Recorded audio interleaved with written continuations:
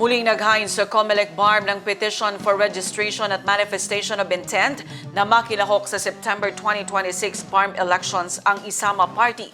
Isusulong ng partido ang plataporma na Peace for All. Ang News Now sa report. Naghain ng petition for registration at manifestation of intent na makilahok sa September 2026 BARM elections ang Isama Party.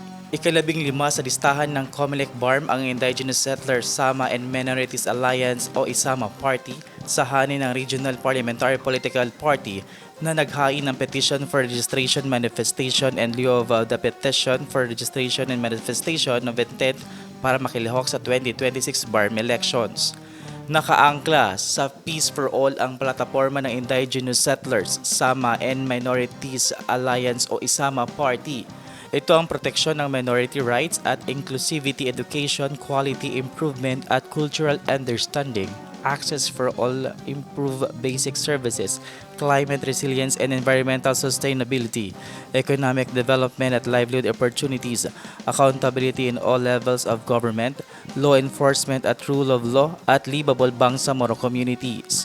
Ayon kay Danny Sahi, ang provincial chair ng Isama Party sa Basilan, layunin ng kanilang grupo na makilala at makapag-ambag sa pagpapaunlad ng Bangsamoro. We just want to join because Isama, it is we feel ng mga Sama gaya namin na we have been left behind. So with these opportunities to participate in the electoral process, so nag-join kami just to manifest na we want to join the government. Kasi pag-iwanan na kami, hindi pa kami sasali. So, yun ang battle cry namin that we want to have for 2 consecutive appointment ng BARM, ni isang Sama wala.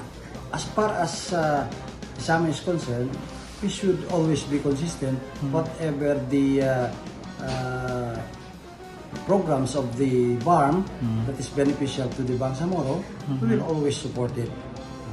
And at saka sisiguraduhin namin hindi lang Sama, lahat ng minorities must be accounted for.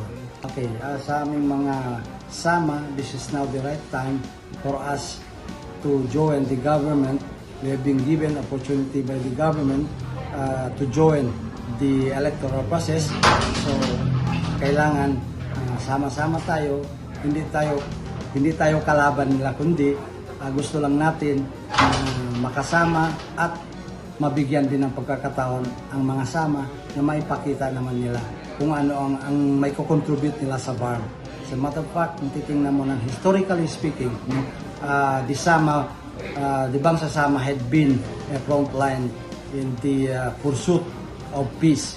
Saka isa sa mga tawag nito, we are peace-loving people, so we are pursuing peace. Yun lang kasi ang battle cry namin, we want peace. Vermont Calis, iMinds, Philippines.